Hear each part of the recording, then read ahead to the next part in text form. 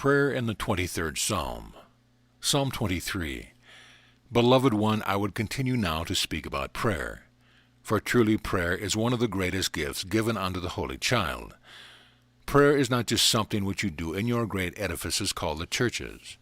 Prayer is not something which you do just once a week if you are good. Furthermore, prayer is not just a ritual of saying the right words, memorizing words perhaps taught to you by an authority who purports to know the sacred words would be. Prayer is your connection to the Father, to the source of your being. Prayer is focusing, turning your attention away from the cares and worries of the world, and focusing once again upon the Christ awareness. Prayer is nurturing within your consciousness the awareness of the Christ, and receiving, in turn, the nurturing of the Christ. In prayer you may use words, yes. You have been taught certain prayers, and the words themselves are as a catalyst, a symbol, to hasten your remembrance of your oneness with the Father. Any prayer which you pray with words, allow yourself to study the words as you say them, not just to run through the Our Father as fast as you can, Our Father which art in heaven, hallowed be thy name, thy kingdom come, thy will be done, and then pause for a breath. Think about the meaning, the obvious meaning, and then the deeper meaning, as you say the words of any prayer which has been written and given to you. The prayer which has come to be known as the Lord's Prayer was a prayer which I gave unto my brothers and sisters when they asked to know how to focus upon the truth of their being. I gave them words to help them turn the focus of their attention away from the world and its troubles, away from the small ego self and the personality, and to remember once again the love of the Father. When you say any prayer which is couched in words, think of the deeper meaning of the words, contemplate. For indeed, the purpose of prayer is to open up the communication with the Father, and to remember once again your common union, communion in oneness with your source. Contemplate the meaning of the words and go deeper. Make your own prayer with your own words, and these words do not have to be out of the King James Version of language. Prayer is your telephone to your Father, and you do not have to go through any fancy language on the phone to your Father. Pray with the simplicity of the child. You do not have to don the great robes. You do not have to hold the hands in a certain position. You do not have to wear the knee pads and kneel for long hours. Prayer is your conversation with the Father. Now it is fine to follow others' prayers, the written ones which you have, for they will suggest to you ideas. They will suggest remembrance. And there is great beauty in the written prayers which you have in this day and time. But the greatest prayer of all is when you turn the focus of your attention unto the love which loves you forever and beyond forever, and you say, Father, I am here, speak to me. Now we come to an important part of prayer which is so often forgotten. For when you have a conversation, be it with a brother, a sister, a biological parent, a father-mother figure upon this plane, when you have a conversation with that one and you speak about what is going on, this is how I feel, etc., after a while, if you are wise, you pause for a breath and you wait for an answer. For would you call a brother, a sister, a father, a mother, a parent, a good friend, pour out your heart on the telephone to them and just hang up? Well, perhaps you would. You have done it actually in essence. Maybe you didn't hang up, but you were still so caught up in your own whirl of what was going on that no matter what they said, it was as if you had hung up. When you pray, speak directly to the Father, and then listen. Allow the deep breath of inspiration.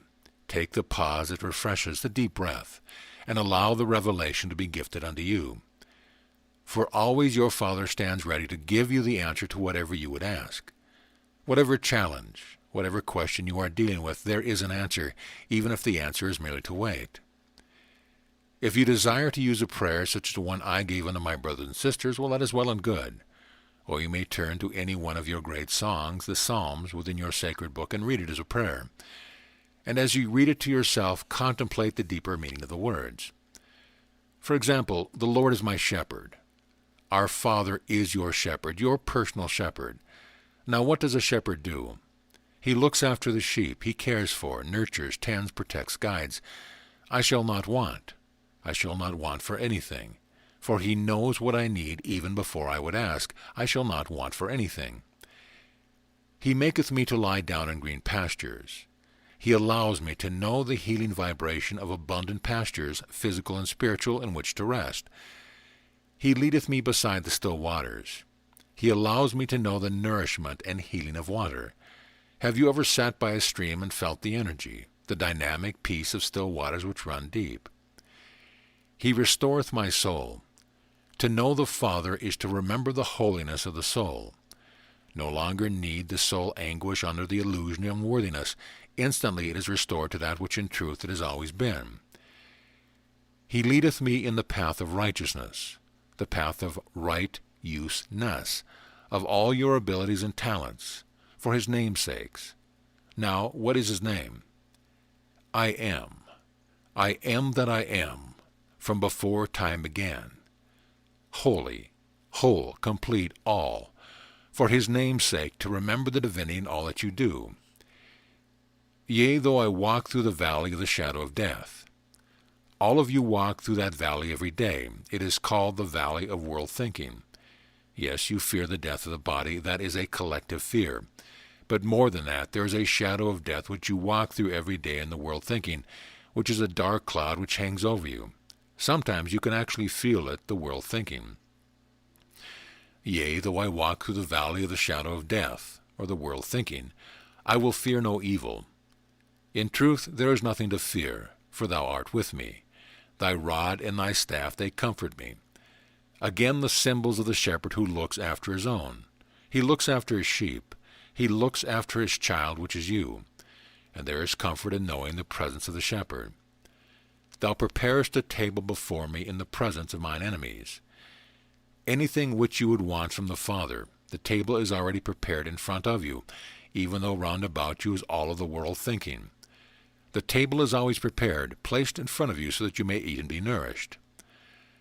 Thou anointest my head with oil. To anoint one's head with oil was a mark of honor. It was very soothing and rather cleansing, and was often given unto royalty or ones of authority, which you are. My cup runneth over. Always your cup is being filled by the Father to the point where it runneth over. All you could want and more is yours. Surely, verily, truthfully, goodness and mercy shall follow me all the days of my life. Not only follow me, but I will be living in the awareness of goodness and mercy all the days of my life, as I dwell in the house of the Lord forever. The house of the Father is the awareness of the Father's love.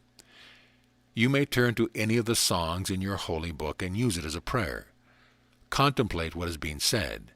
Take it deep within you. Speak with your Father, and then, abiding in silence, receive his love.